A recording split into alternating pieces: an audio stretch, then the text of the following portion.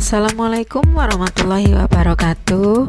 Perkenalkan, saya Sri Rosida dari SD Negeri 10 Pesanggaran, calon guru penggerak Angkatan 10 Kabupaten Banyuwangi. Saya akan memaparkan demonstrasi kontekstual modul 3.2 tentang pemimpin dalam pengelolaan sumber daya. Adapun tujuan pembelajaran khusus, yang pertama, calon guru penggerak dapat menganalisis tentang visi dan prakarsa perubahan dari tayangan video praktik baik yang ada. Yang kedua, calon guru penggerak dapat mengidentifikasi peran pemimpin pembelajaran dari tayangan video. Yang ketiga, calon guru penggerak dapat mengidentifikasi kegiatan-kegiatan yang berhubungan dengan masing-masing tahapan bagja dari tayangan video yang ada. Dan yang terakhir, calon guru penggerak dapat menganalisis modal utama apa saja yang dimanfaatkan contoh video praktik baik ini. Kira-kira apakah visi dari sekolah tempat guru dalam video tersebut mengabdi? Visi terwujudnya peserta didik yang berakhlak mulia, kreatif, inovatif, mandiri, dan peduli lingkungan. Apakah prakarsa perubahan yang akan dilakukan oleh guru dalam tayangan video? Mewujudkan kelas yang aman dan menyenangkan untuk belajar. Apakah pertanyaan utama dari kegiatan yang dilakukan oleh guru dalam tayangan video tersebut? Bagaimana cara mewujudkan kelas yang nyaman dan menyenangkan untuk belajar? Kegiatan atau tindakan apa yang dilakukan oleh guru dalam tayangan video yang menggambarkan tahapan bagja? Diawali dengan B atau buat pertanyaan. Pertanyaannya, bagaimana cara mewujudkan kelas yang nyaman dan menyenangkan untuk belajar?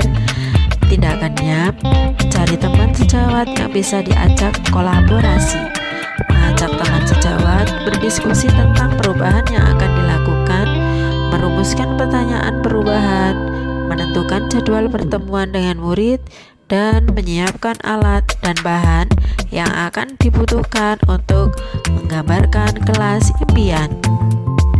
Selanjutnya, A. Ambil pelajaran. Pertanyaannya, suasana seperti apa yang membuat belajar di kelas jadi nyaman dan menyenangkan?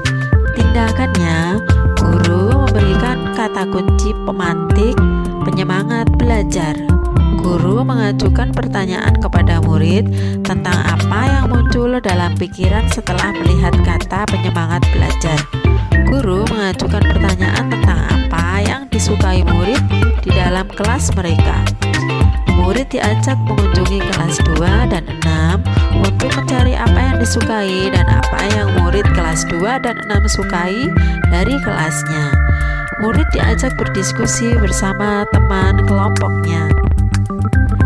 G. Gali mimpi. Pertanyaannya, kelas seperti apa yang nyaman dan menyenangkan serta menjadi penyemangat dalam belajar? Tindakannya, guru meminta murid memejamkan mata. Murid diajak membayangkan seperti apa kelas yang nyaman dan menyenangkan bagi mereka. Murid diajak menggambar kelas yang nyaman sesuai dengan apa yang mereka bayangkan. Murid diberikan kesempatan untuk mempresentasikan hasil gambar kelas impian murid. Berikutnya adalah C atau jabarkan rencana. Adapun pertanyaannya, langkah-langkah apa saja yang dapat dilakukan untuk mewujudkan kelas yang nyaman dan menyenangkan? Tindakannya, murid diajak membuat daftar kebutuhan untuk membuat kelas menjadi nyaman dan menyenangkan.